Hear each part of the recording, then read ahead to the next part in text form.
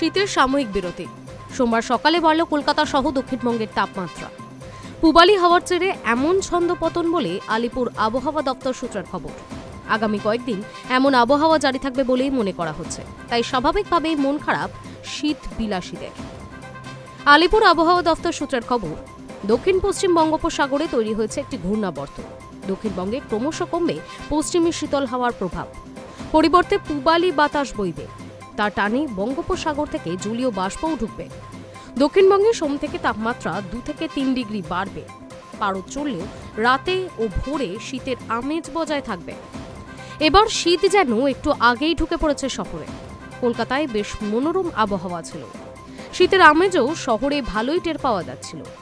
সোমবার থেকে হাওয়া বদল।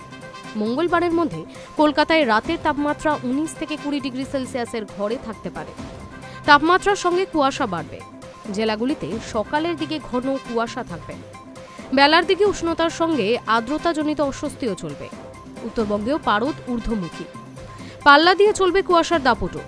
পার্বত্য এলাকায় সকালের দিকে কুয়াশার জেরে দৃশ্যমানতা কম হবে। তবে বৃষ্টির সম্ভাবনা নেই বলে আবহাওয়া অফিস জানিয়েছে। তাপমাত্রা সামান্য বৃদ্ধিতে স্বাভাবিকভাবেই মন ভালো নেই শীতবিলাসীদের। সবে মাত্র আমেজ গায়ে মাখা মাত্রই শীত যাই যাই করায় যেন তারা হতাশ কিছুটা। যদিও আবহাওয়াবিদদের মতে সপ্তাহান্তে ফের তাপমাত্রা নামতে পারে, তার ফলে আবারও বাড়বে শীতের আমেজ। Hi news network.